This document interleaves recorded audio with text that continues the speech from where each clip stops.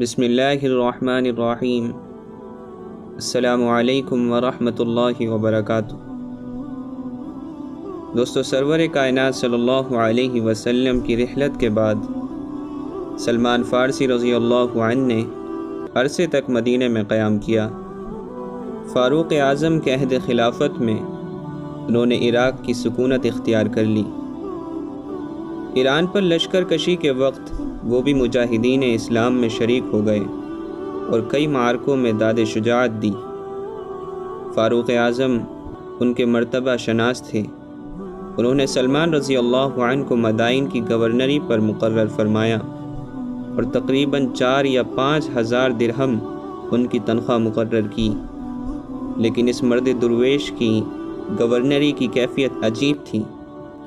جو تنخواہ ملتی اسے مساکین میں تقسیم کر دیتے اور خود چٹائی بن کر روٹی کماتے۔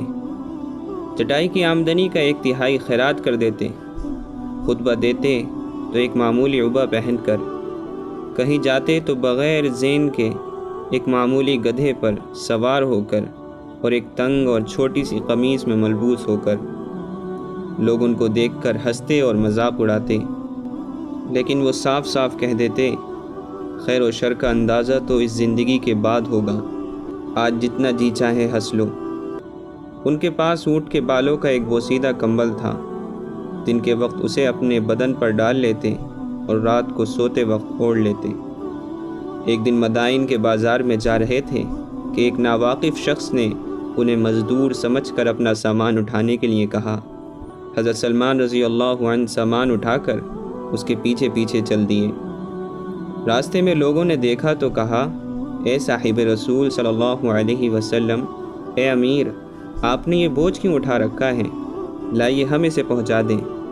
سامان کا مالک ہکا بکا رہ گیا۔ نہایت شرمندہ ہو کر حضرت سلمان رضی اللہ عنہ سے معافی مانگی اور ان کے سر سے سامان اتروانا چاہا۔